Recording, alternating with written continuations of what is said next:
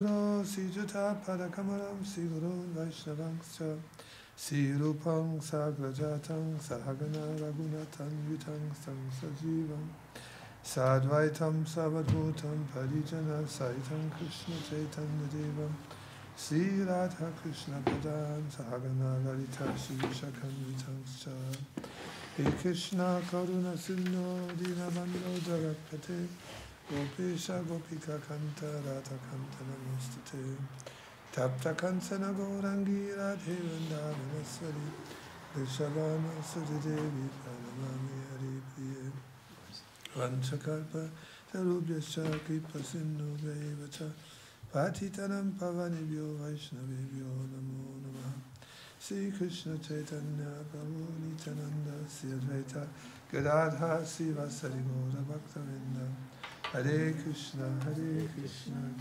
Krishna, Hare Hare, Hare Rama, Rama Rama, Hare Hare. Kannst du eine holen auch dann, weil kann man besser. Ja, dann haben wir alle die gleiche, aber sonst gibt es ja verschiedene. Ah, ich habe jetzt diese, hast du noch die ältere? Ja, das kann sein, dass die nicht ganz genau ist. Du wirst ja gleich merken. Ausprobieren und dann erstmal? Probieren mal, ja. Ja, okay. Ja. Sanjaya sagte, O König, nachdem König Duryodhan über die Armee geblickt hatte, die von den Söhnen Pandus in Schlachtordnung aufgestellt worden war, ging er zu seinem Lehrer und sprach die folgenden Worte. O mein Lehrer, betrachte das gewaltige Heer der Söhne Pandus, dass dein intelligenter Schüler, der Sohn Drupadas, auf solch geschickte Weise aufgestellt hat.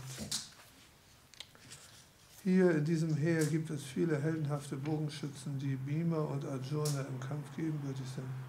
Große Kämpfer wie Duryodhana, Virata und Drupada. Es sind auch andere große, heldenhafte und mächtige Kämpfer anwesend wie Drishtaketu, Cekitana, Kashiraja, Purujit, Kuntiboja und Shaibya. Dort stehen der gewaltige Yudhamanyu, der äußerst mächtige Uttamanya, der Sohn Subhadras und die Söhne Drupadis. All diese Krieger sind große Wagenkämpfer. O Bester der Brahmanas, ich möchte dir zu deiner Information aber auch mitteilen, welches die mächtigen Anführer meiner Streitkraft sind. Es sind dies Persönlichkeiten wie du selbst, Bhishma, Karna, Kripa, Ashwatthama, Vikana und der Sohn Somadatas mit Namen Buri Shlava. Suchst du das, wo wir sind? Ja, wo ja genau? Erstes Kapitel, Vers Nummer 9. Danke. Ja, und noch viele andere Helden, das erste Kapitel, Vers 9. Und noch viele andere Helden, die sind bereit für mich, ihr Leben hinzugeben. Sie alle sind mit den verschiedensten Waffen ausgerüstet und alle sind in der militärischen Wissenschaft erfahren. Oh, Deutsch? Ja, Englisch. English. You understand Deutsch? Ja. Okay. How we do? Versteht ihr alle Englisch? Ja, also. Du auch? Mischa auch? Englisch, ja. Siehst du super gut, ihr geht so, wie du ja auch aber was machen wir das in Englisch? Will you read in English then? Gutes Training haben. Okay, dann müssen wir Englisch reden.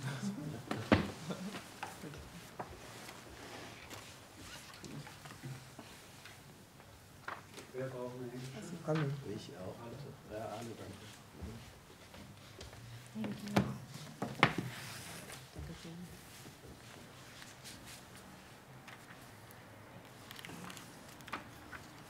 Unser Englisch wieder auffrischen. Ich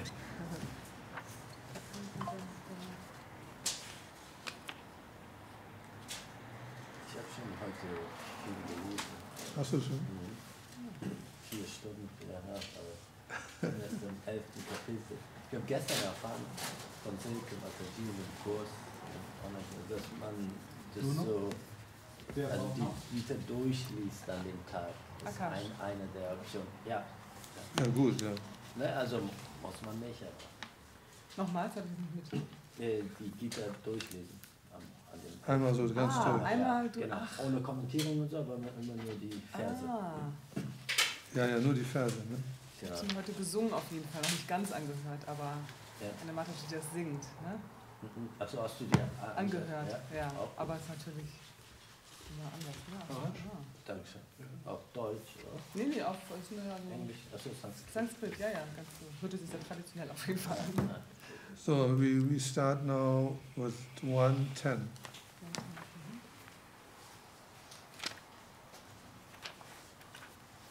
Dankeschön, Michael. Okay, I will read the whole chapter and then you will go on reading. We go around, everyone will read aloud. Okay. Our strength is immeasurable and we are perfectly protected by Grandfather Bhishma, whereas the strength of the Pandavas, carefully protected by Bhima, is limited. Only the verses. All of you must now give up full support for Grandfather Bhishma as you stand at your respective strategic point of entrance into the phalanx of the army. Then Bhishma, the great valiant grandsire of the Kuru dynasty, the grandfather of the fighters, blew his conch shell very loudly, making a sound like the roar of a lion, give Duryodhana joy. After that, the conch shells, drums, 1:13. Drums, bugles, trumpets, and horns were all suddenly sounded, and the combined sound was tumultuous.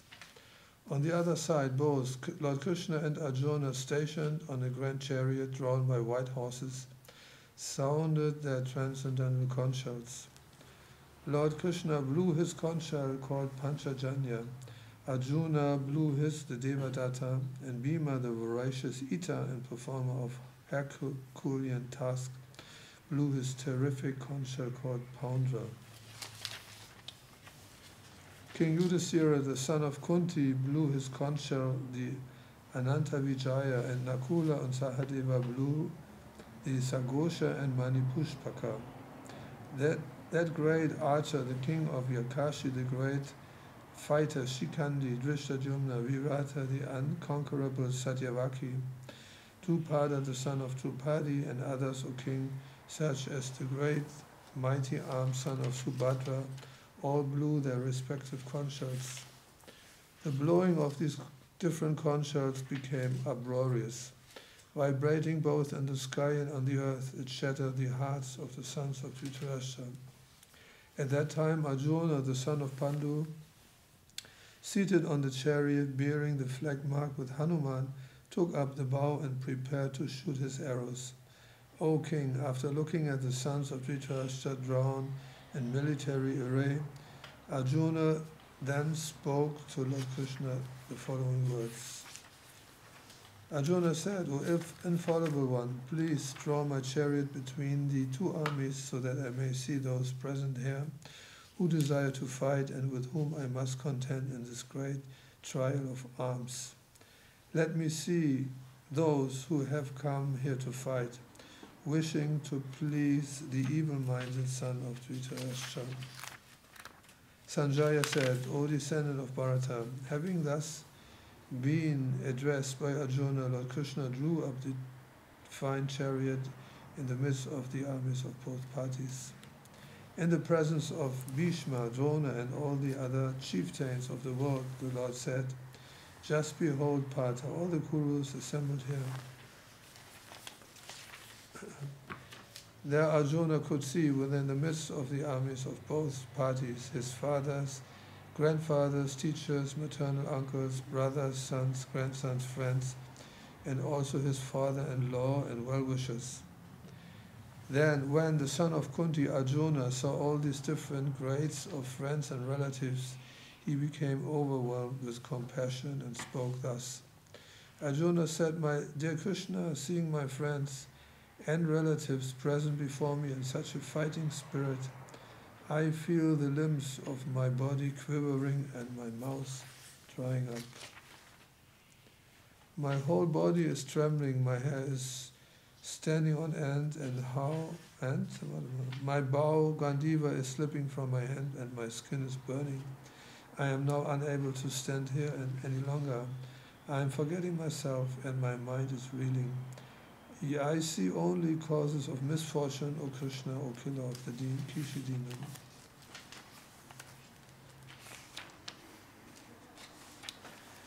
I do not see any good can come from killing my own kinsmen in this battle, and nor can I, my dear Krishna, desire any subsequent victory, kingdom, or happiness. O Govinda, of what avail to us are kingdom, happiness, or even life itself, when all those for whom we may desire them are now arrayed on the battlefield? O Madhusudana, when teachers, fathers, sons, grandfathers, maternal uncles, father-in-law, grandsons, brother-in-law, and other relatives are ready to give up their lives and properties and are standing before me, why should I wish to kill them, even though they might otherwise kill me? O maintainer of all the living entities, I am not prepared to fight with them, even in exchange for the three worlds, let alone this earth. What pleasure will we derive from killing the son of Dhritarashtra, the sons? Sin will overcome us if we slay such aggressors. Therefore, it is not proper for us to kill the sons of Dhritarashtra and our friends. What should we gain, O Krishna, husband of the goddess of fortune? And how could we be happy by killing our own kinsmen? O Janardana, although these men are their hearts overtaken by greed, see no fault in killing one's family or quarreling with friends, why should we, who can see the crime of destroying a family, engage in these acts of sins? With the destruction of the dynasty, the eternal family tradition is vanquished, and thus the rest of our family becomes involved in irreligion. When irreligion is prominent in the family of Krishna, the woman of the family becomes polluted, and from the degradation of womanhood or descendant of Vishnu comes unwanted progeny. An increase of unwanted population certainly causes hellish life, both for the family and those who destroy the family tradition. The ancestors of those corrupt families fall down because the performance for offering them food and water are entirely stopped. By the evil deeds of those who destroy the family tradition and thus gives rise to unwanted children, all kinds of community projects and family welfare activities are devastated. O Krishna, maintainer of the people, I have heard by disciplic succession that those whose family traditions are destroyed dwell always in hell. Alas, how strange is it that we are preparing to commit greatly sinful acts, driven by the desire to enjoy royal happiness. We are intent on killing our own kinsmen. Better for me if the sons of Dhritarashtra, weapons in hand, were to kill me unarmed and unresisting on the battlefield. Sanjaya said, Arjuna, having thus spoken on the battlefield, cast aside his bow and arrows and sat down on the chariot, his mind overwhelmed with grief. So maybe you read until 35. Sanjaya said, seeing Arjuna full of compassion, his mind depressed, his eyes full of tears, Madhusudana, Krishna spoke the following words. The Supreme Personality of Godhead said, my dear Arjuna, how have these impurities come upon you? They are not at all benefiting a man who knows the value of life. They lead not to higher planets but to infamy. O son of Partha, do not yield to this degrading impotence. It does not become you. Give up such petty weakness of heart and arise, O chastiser of the enemy. Arjuna said, O killer of enemies, O killer of Madhu, how can I counterattack with arrows in battle men like Bhishma and Drona who are worthy of my worship? It would be better to live in this world by begging than to live at the cost of the lives of great souls who are my teachers. Even though desiring worldly, again they are superior. If they are killed, everything we enjoy will be tainted with blood.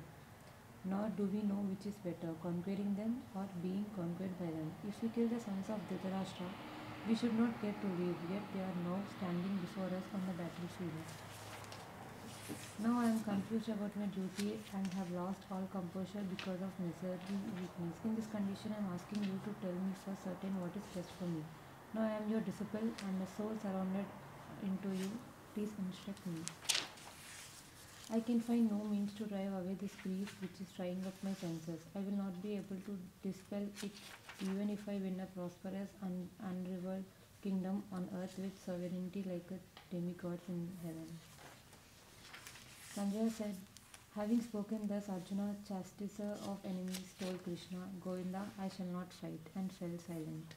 O descendant of Bharata, at the time Krishna, smiling in the midst of both the armies, spoke the following words to the grief-stricken Arjuna. The Supreme Personality of Godhead said, while speaking learned words, you are mourning for what is not worthy of grief. Those who are wise lament neither for the living nor for the dead. Never was there a time when I did not exist, nor you, nor all these kings, nor in future shall any of us cease to be. As the embodied soul continuously passes in his body from boyhood to youth to old age, the soul similarly passes into another body at death. A sober person is not bewildered by such a change. O son of Kunti, the non-permanent appearance of happiness and distress and the disappearance in due course are like appearance and disappearance of winter and summer seasons. They arise from sense perception or ocean of Bharata, and one must learn to tolerate them without being disturbed. O best among men, Arjuna, the person who is not disturbed by happiness and distress and is steady in both is certainly eligible for liberation. Those who are seeds of the truth have concluded that of the non-existent, the material body, there is no endurance, and of the eternal, the soul, there is no change. The seeds have concluded by studying the nature of both. That which pervades the entire body you should know to be indestructible. No one is able to destroy that imperishable soul. The material body of the indestructible, immeasurable and eternal living entity is sure to come to an end. Therefore fight, O descendant of Bharata. Neither who thinks the living entity the slayer, nor he who thinks it slain is in knowledge. For the self slays not, nor in slain. For the soul there is neither birth nor death at any time. He has not come into being, does not come into being, and will not come into being. He is unborn, eternal, ever-existing and primeval. He is not slain when the body is slain. O Partha, how can a person who knows that the soul is indestructible, eternal, unborn and immutable kill anyone or cause anyone to kill? As a person puts on new garments, giving up old ones, the soul similarly accepts new material bodies, giving up the old and useless ones. The soul can never be cut into pieces by any weapon, nor burned by fire, nor moistened by water, nor withered by the wind. This individual soul is unbreakable and insoluble and can be neither burned nor dried. He is everlasting, present everywhere, unchangeable, immovable, and eternally the same. It is said that the soul is invisible, incommunicable, and immutable. Knowing this, you should not grieve for the body. However, you think that the soul or the symptoms of life will always be born and die forever, you still have no reason to lament, O mighty Ram. One who has taken his birth is sure to die, and after death one is sure to take birth again. Therefore, in the unavoidable discharge of your duty, you should not lament. All created beings are unmanifest in their beginning, manifest in their interim state, and unmanifest again when annihilated. So, what need is there for lamentation? Some look on the soul as amazing, some describe him as amazing, and some hear him as amazing, while others, even after hearing about him, cannot understand him at all. O descendant of Bharata, he who dwells in the body can never be slain. Therefore, you need not to grieve for any living being. Considering your specific duty as Kshatriya,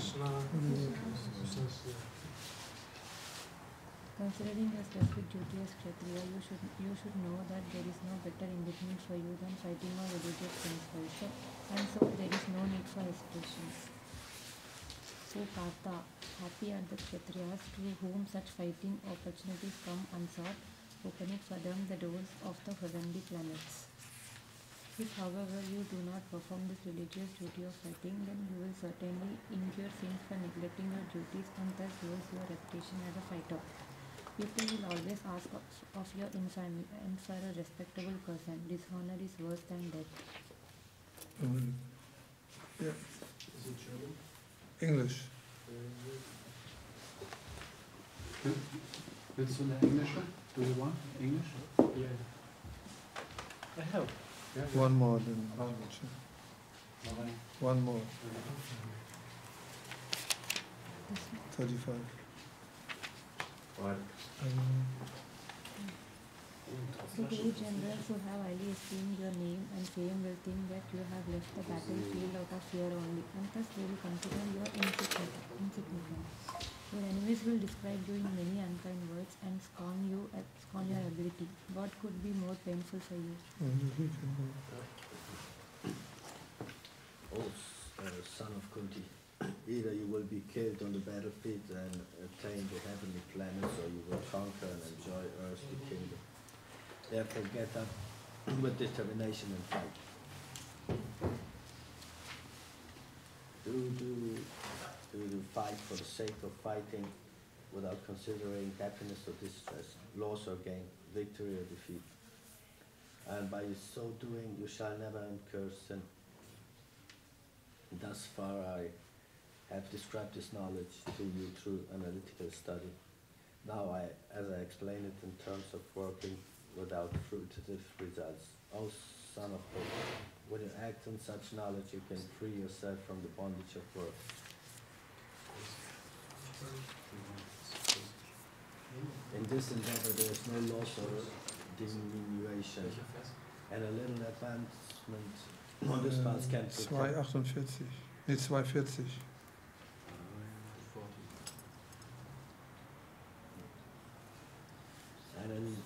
And a little advancement on this path can protect one from the most dangerous type of fear.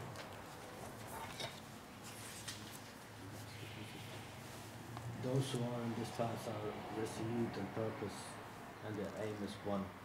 O beloved child of the Kurus, the intelligence of those who are irresolute is many branched.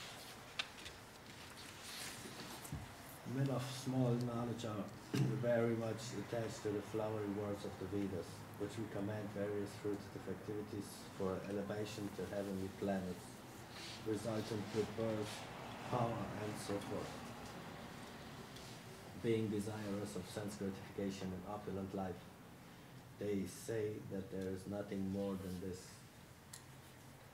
In the minds of those who are too attached to sense enjoyment and material opulence, and who are bewildered by such things, the resolute determination for devotional service to the Supreme Lord does not take place. The Vedas deal mainly with the subject of the three modes of material nature. O Arjuna, become transcendental to these three modes. Be free from all dualities and from all anxieties, for gain and safety, and be established in the self. All purposes served by a small well can at once be served by a great reservoir of water. Similarly, all the purposes of the Vedas can be served to one who knows the purpose behind them.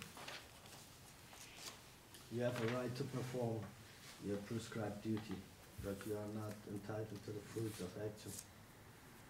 Never consider yourself the cause of the results of your activities, and never be attached to not doing your duty. Perform your duty equipoised, O Arjuna, abandoning all attachment to success or failure. Such equanimity is called yoga. O Dhananjaya, keep all abominable activities far distant by devotional service, and in that consciousness surrender unto the Lord. Those who want to enjoy the fruits of their work are misers.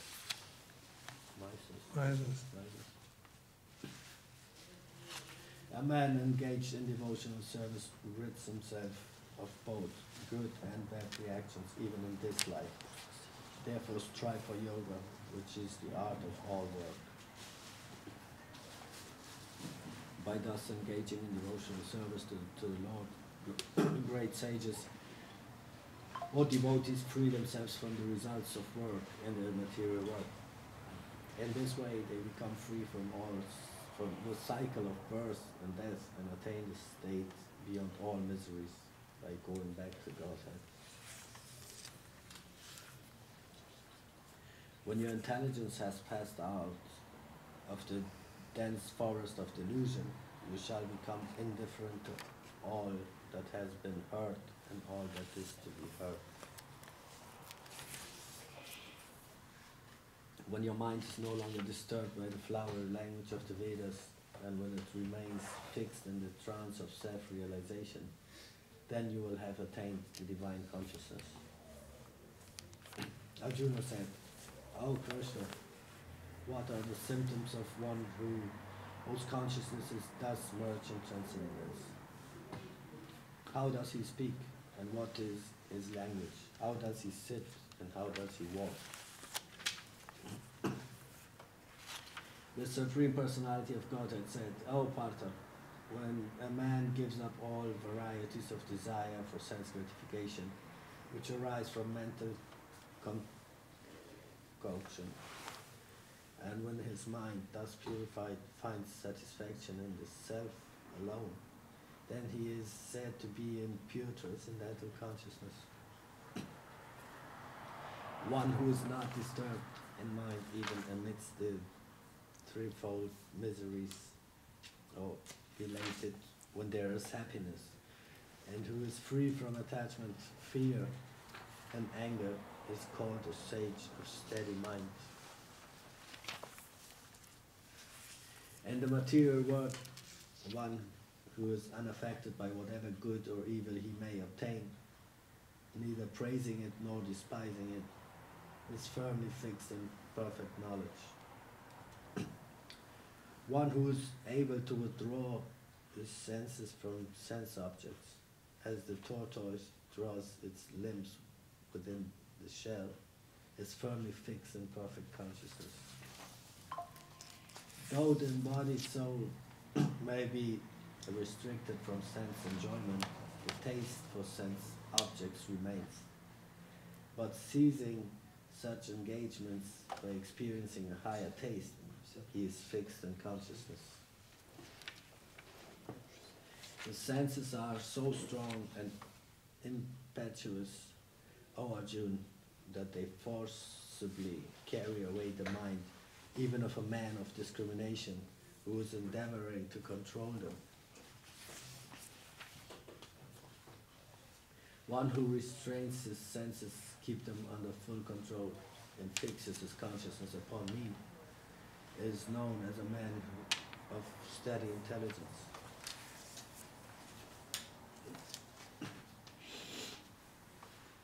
While contemplating the objects of the senses, a person develops attachment for them, and from such attachment, lust develops, and from lust, anger arises. From anger, complete delusion arises, and from delusion, bewilderment of memory. When memory is bewildered, intelligence is lost, and when intelligence is lost, one falls down again into the material pool. But a person free from all attachment and aversion and able to control his senses through regulative principles of freedom can obtain the complete mercy of the Lord.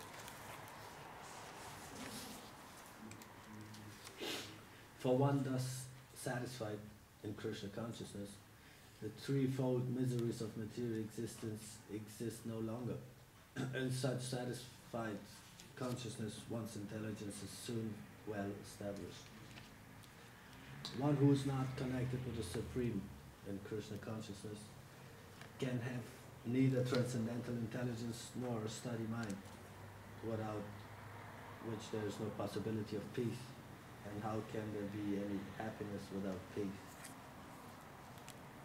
As a strong wind sweeps away a boat on the water, even one of the roaming senses on which the mind focuses can carry away a man's intelligence. Therefore, almighty aunt, one whose senses are restrained from their objects is certainly of steady intelligence. What is night for all beings is the time of awakening for the self-controlled. And the time of awakening for all beings is night for the introspective sage. A person who is not disturbed by the incessant flow of desires that enter like rivers into the ocean, which is ever being filled up, is always still, but is always still, can alone achieve peace, and not the man who strives to satisfy such desires. A person who has given up all desires for sense gratification, who lives free from desires, who has given up all sense of proprietorship, and is devoid of false evil, he alone can attain real peace. That is the way of spiritual and godly life, after attaining which a man is not bewildered. If one is thus situated, even at the hour of death, one can enter into the kingdom of God. Deutsch weiterlesen, das ist für mich in Englisch schwierig. Okay. Also so schnell zu lesen. Ja, Ja? Okay. Deutsch. Ja, You es ist read in schwierig für mich English. so auf Englisch flüssig und schnell zu lesen, sorry. Ja. Ich kann das noch nicht so schnell. Sonst müsste ich heute mit mehr Zeit. Willst du Englisch lesen? She will read in German. Ach, sie will have it. Ja. Ist es okay? Ja. Ja? Wir müssen da irgendwie einen Kompromiss finden. Karma Yoga, erster Vers. Arjuna sprach: O Jadana, O Keshava, warum willst du, dass ich an diesem schrecklichen Kampf teilnehme, wenn du glaubst, dass Intelligenz besser sei als fruchtbringende Tätigkeiten? Meine Intelligenz ist durch deine zweideutige Unterweisungen verwirrt. Bitte sage mir deshalb eindeutig, was das Beste für mich ist. Die höchste Persönlichkeit Gottes sprach: O sündenloser Arjuna, ich habe bereits erklärt, dass es zwei Gruppen von Menschen gibt, die versuchen, das Selbst zu erkennen. Einige neigen dazu, es durch empirische, philosophische Spekulation zu verstehen und andere durch hingebungsvollen Dienst. Man kann nicht einfach dadurch, dass man sich von Arbeit zurückzieht, Freiheit von Reaktion erlangen, ebenso wie man durch Entsagung allein keine Vollkommenheit erreichen kann. Jeder ist gezwungen, hilflos nach den Drängen zu handeln, die von den Erscheinungsweisen der materiellen Natur hervorgerufen werden. Deshalb kann niemand auch nur für einen Augenblick aufhören, etwas zu tun. Wer seine aktiven Sinne zurückhält, aber in Gedanken bei den Sinnenobjekten weilt, betrügt sich gewiss selbst und ist ein Heuchler. Dagegen ist derjenige, der aufrichtig versucht, seine aktiven Sinne durch den Geist zu beherrschen und der ohne Anhaftung Karma-Yoga im Krishna-Bewusstsein auszuführen beginnt, weitaus höher einzustufen. Erfülle deine vorgeschriebene Pflicht, denn dies zu tun ist besser, als untätig zu sein. Ohne Arbeit kann man nicht einmal seinen physischen Körper erhalten. Man muss seine Arbeit Vishnu als Opfer darbringen, denn sonst wird man durch sie an die materielle Welt gebunden. O Sohn Kuntis, erfülle daher deine vorgeschriebenen Pflichten zu seiner Zufriedenstellung. Auf diese Weise wirst du immer frei von Bindung bleiben. Am Anfang der Schöpfung brachte der Herr alle Geschöpfe, Generationen von Menschen und Halbgöttern hervor, zusammen mit Opfern für Vishnu und segnete sie, indem er sprach: Möget ihr durch diesen Yajna-Opfer glücklich werden, denn seine Durchführung wird euch alles gewähren, was wünschenswert ist, um glücklich zu leben und Befreiung zu erlangen.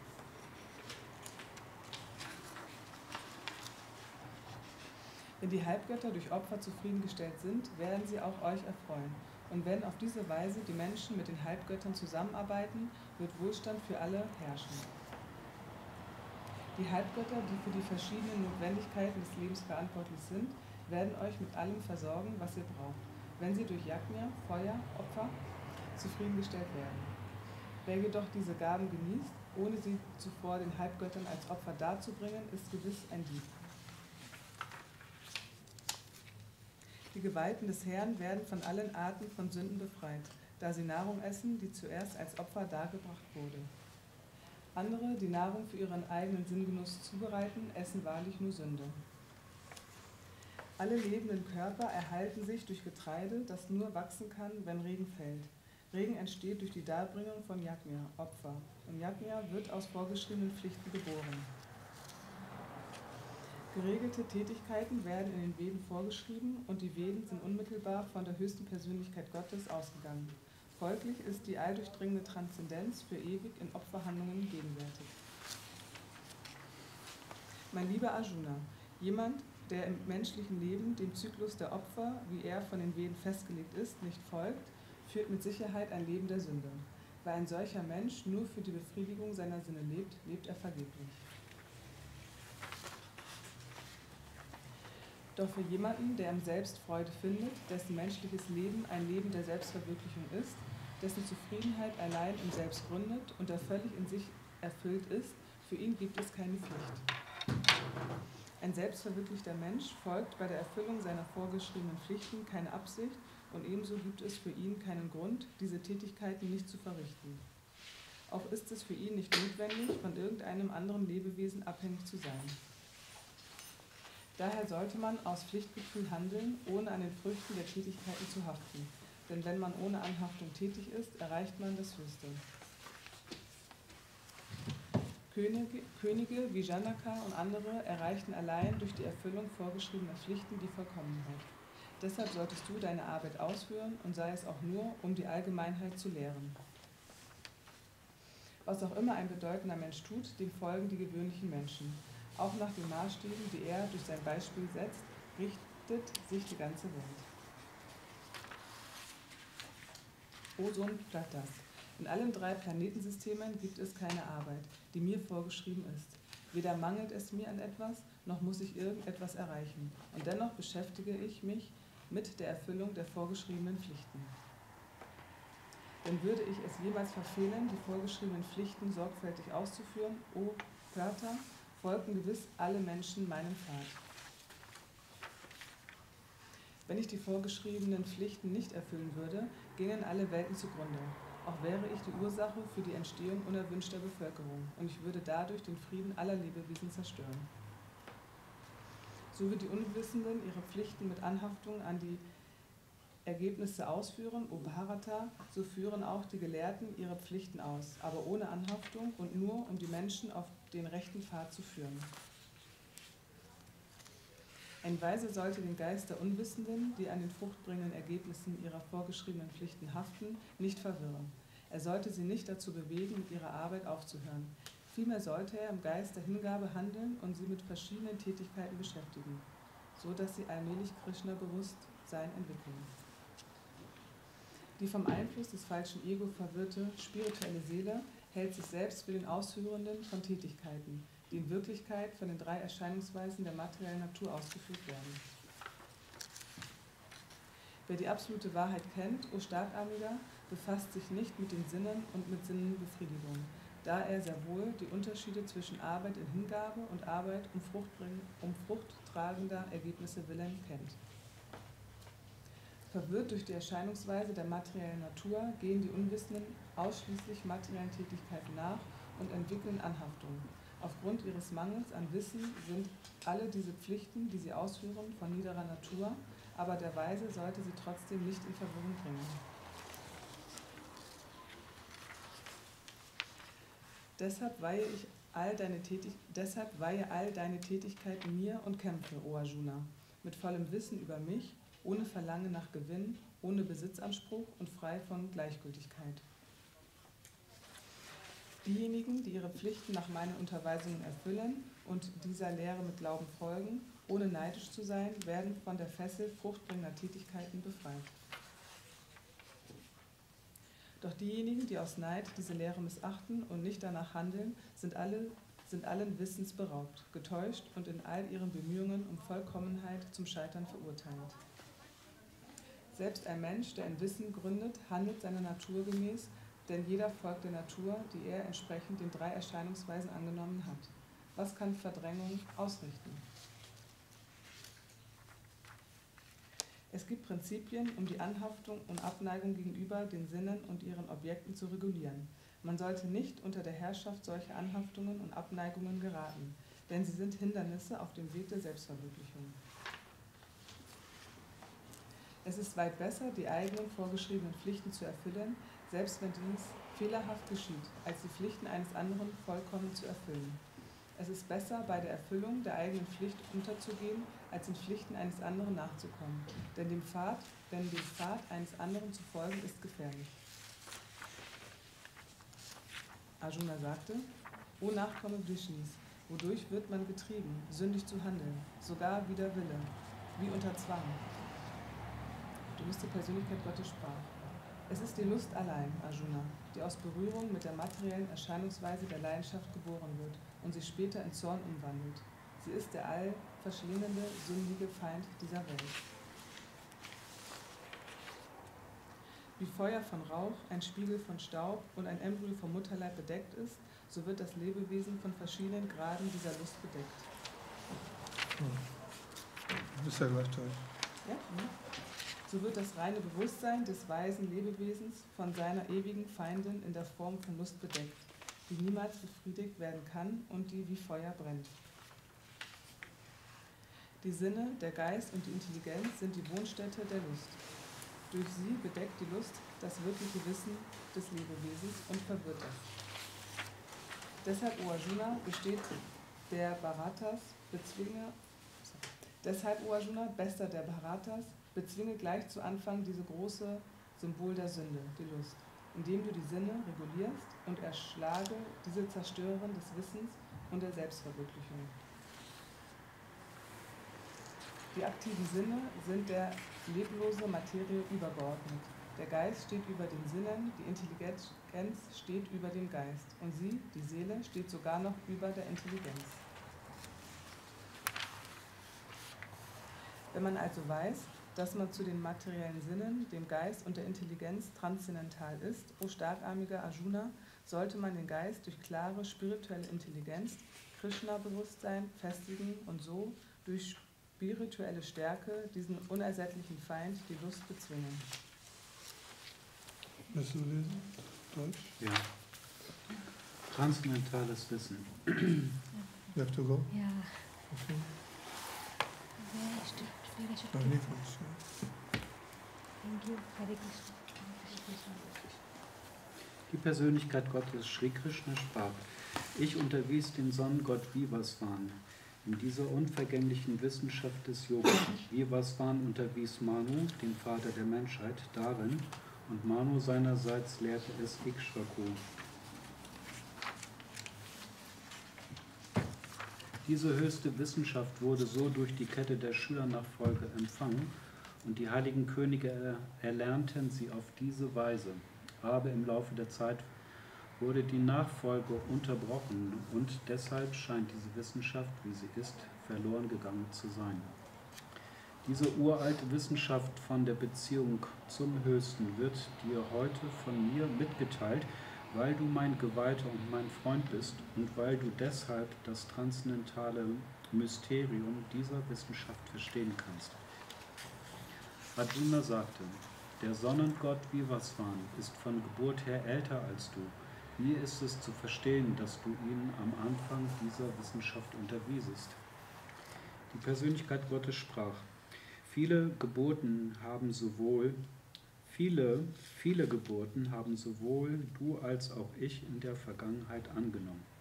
Ich kann mich an sie alle erinnern, doch du kannst es nicht, o Bezwinger des Feindes. Obwohl ich ungeboren bin und mein transzendentaler Körper niemals vergeht und obwohl ich der Herr aller Lebewesen bin, erscheine ich in jedem Zeitalter in meiner ursprünglichen transzendentalen Gestalt.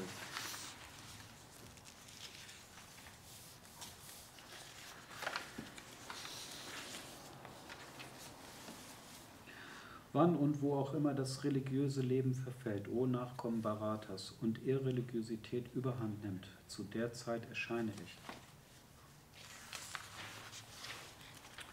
Um die Frommen zu erretten und die Gottlosen zu vernichten und um die Prinzipien der Religion wieder einzuführen, erscheine ich Zeitalter nach Zeitalter.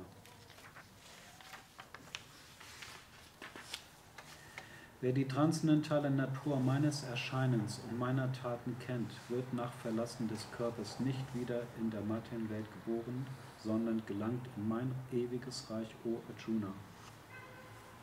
Befreit von Anhaftung, Angst und Zorn, völlig in mich versunken und bei mir Zuflucht suchend, wurden viele, viele Menschen in der Vergangenheit durch Wissen über mich geläutert, und so erlangten sie alle transzendentale Liebe zu mir.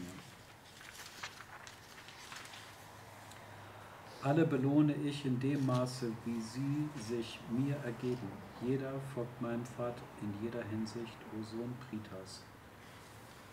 Menschen dieser Welt wünschen sich Erfolg in fruchtbringenden Tätigkeiten und daher verehren sie die Halbgötter. Durch fruchtbringende Arbeit kommen die Menschen in dieser Welt gewiss sehr schnell zu Ergebnissen. In Entsprechung zu den 3 Erscheinungsweisen der materiellen Natur und der Arbeit, die mit ihnen verbunden ist, wurden die 4 Einteilungen der menschlichen Gesellschaft von mir geschaffen. Und obwohl ich der Schöpfer dieses Systems bin, solltest du wissen, dass ich dennoch der Nichthandelnde bin, denn ich bin unwandelbar.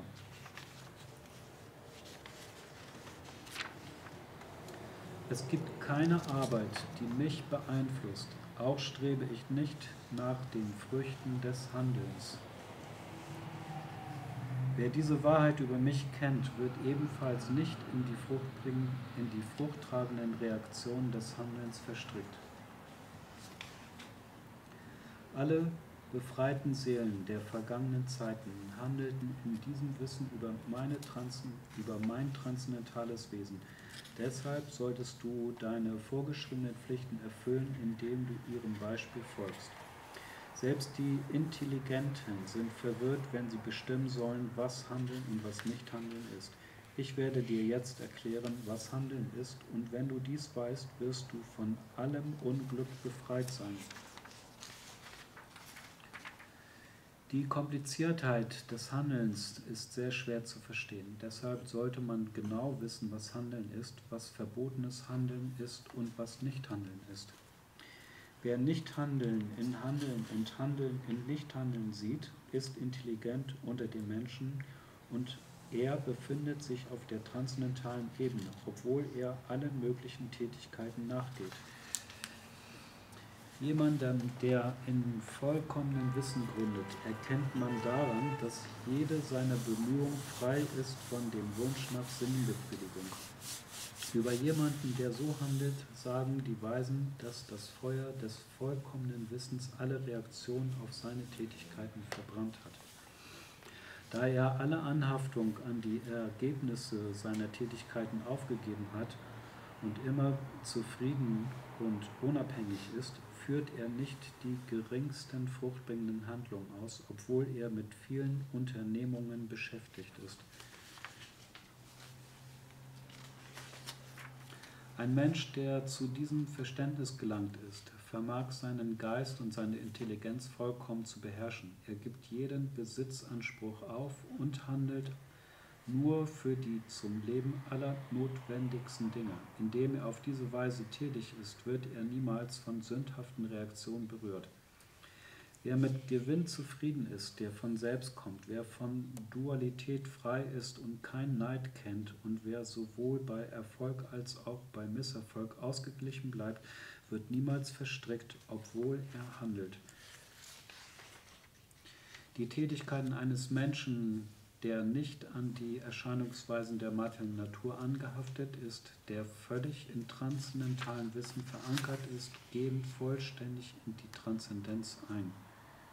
Jemand, der völlig ins Krishna-Bewusstsein vertieft ist, erreicht mit Sicherheit das spirituelle Königreich, denn er widmet sich vollständig spirituellen Tätigkeiten, bei denen die Ausführung absolut ist und das, was dargebracht wird, von der gleichen spirituellen Natur ist.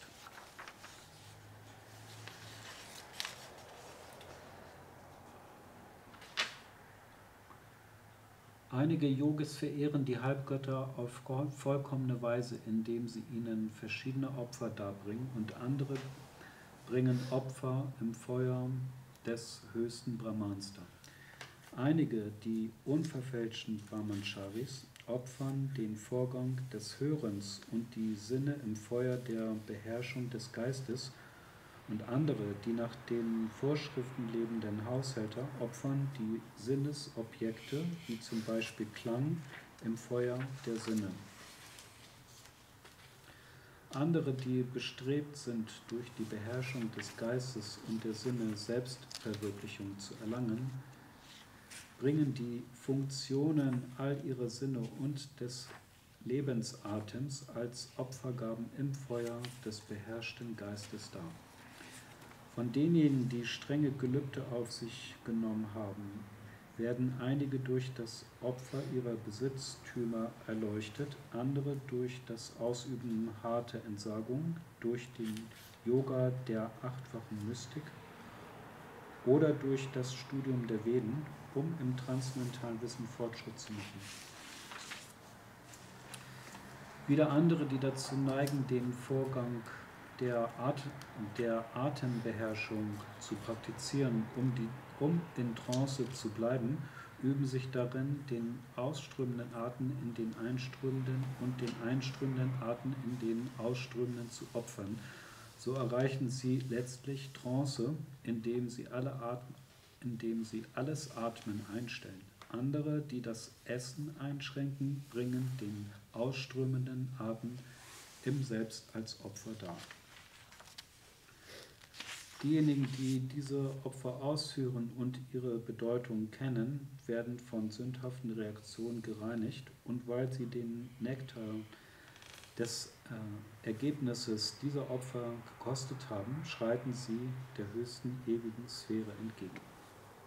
O Bestie der Kuru-Dynastie, ohne Opfer kann man auf diesem Planeten oder in diesem Leben niemals glücklich sein, vom Nächsten ganz zu schweigen.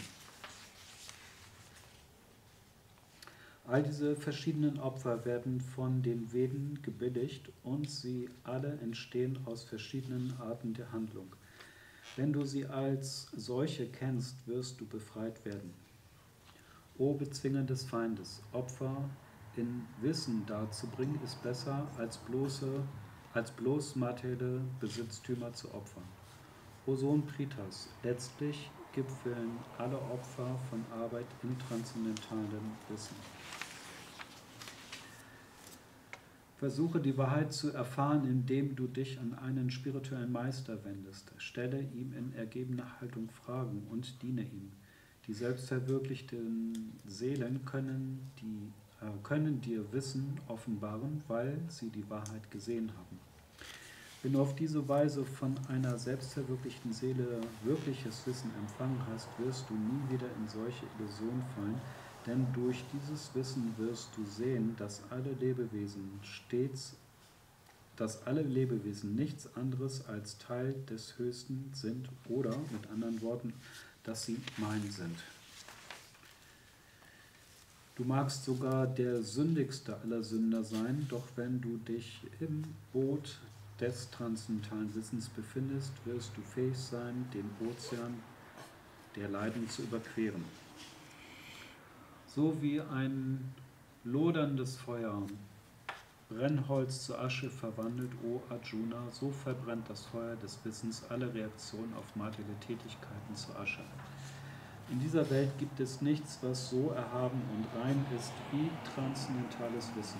Solches Wissen ist die reife Frucht aller Mystik, und wer auf dem Pfad des hingebungsvollen Dienstes fortgeschritten ist, genießt dieses Wissen schon bald in sich selbst. Ein gläubiger Mensch, der sich dem transzendentalen Wissen gewidmet hat und der seine Sinne unter Kontrolle hat, ist befähigt, solches Wissen zu erlangen. Und wenn er es erlangt hat, erreicht er sehr schnell den höchsten spirituellen Frieden. Unwissende und ungläubige Menschen aber, die an den offenbarten Schriften zweifeln, erreichen kein Gottesbewusstsein. Sie kommen zu Fall. Für die zweifelnde Seele gibt es Glück weder in dieser Welt noch in der nächsten. Wer hingebungsvollen Dienst ausführt, indem er den Früchten seiner Tätigkeiten entsagt und dessen Zweifel durch transzendentales Wissen zerstört worden sind, ist tatsächlich im Selbst verankert. Deshalb wird er, o Eroberer von Reichtum, von den Reaktionen seiner Tätigkeiten nicht gebunden. Daher sollten die Zweifel, die in deinem Herzen aus Unwissenheit entstanden sind, mit der Waffe des Wissens zerschlagen werden. Bewaffne dich mit Yoga, o Bharata, erhebe dich und kämpfe. You want to read? Okay.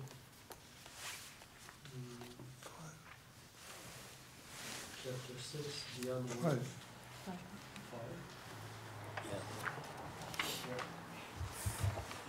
Chapter 5, Dharma Yoga, Action in Krishna Consciousness.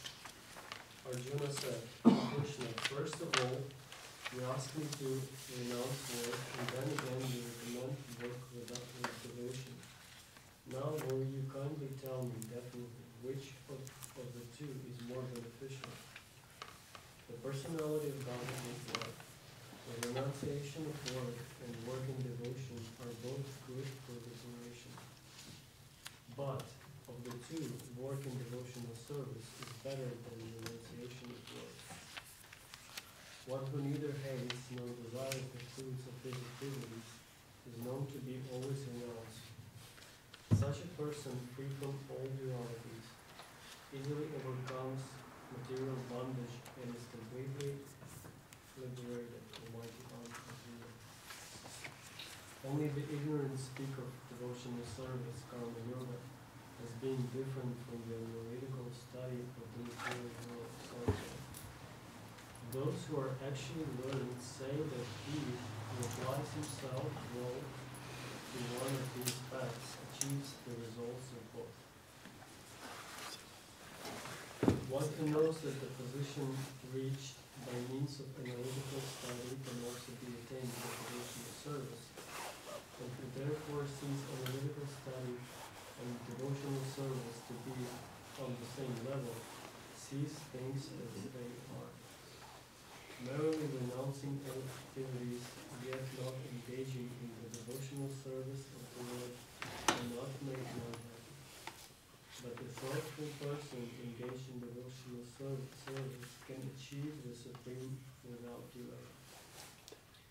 One who works in devotion, who is a pure soul, and who controls his mind and senses, is dear to everyone, and everyone is dear to him. Though always working, such a man is never entangled.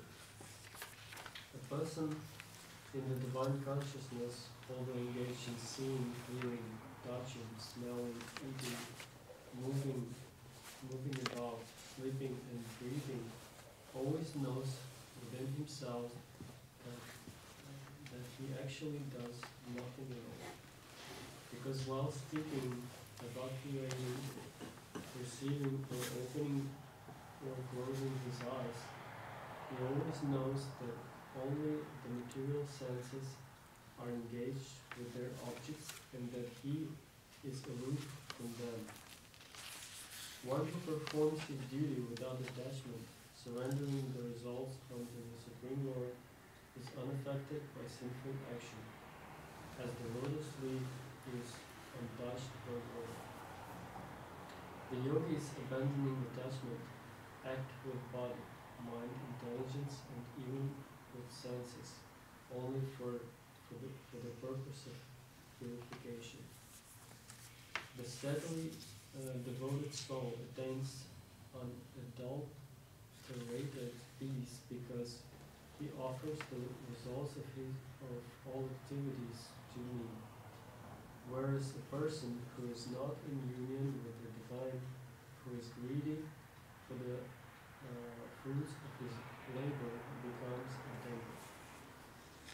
When the embodied living being controls his nature and mentally renounces all actions, he resides happily in the city of 9 gates, the material body, neither working nor causing work to be done. The embodied spirit, master of the city of his body, does not create activities, nor does he induce people to act, nor does he create the fruits of action. All this is enacted by the modes of material nature. Nor does the Supreme Lord assume anyone's sinful or pious activities. Embodied beings, however, are bewildered because of the ignorance which covers the real knowledge. When, however, one is enlightened with the knowledge by which the science is destroyed, then his knowledge reveals everything, as the sun lights up everything in the daytime.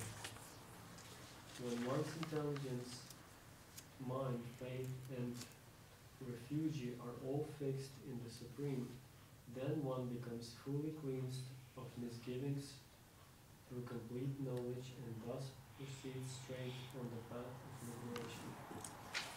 The humble sages, by virtue of true knowledge, see with equal vision a learned and gentle Brahmana, a cow, an elephant, a dog, and the dog-eater outcast. Those whose minds are established in sameness and equanimity have already conquered the conditions of birth and death. They are flawless like Brahman, and thus they are already situated in Brahman.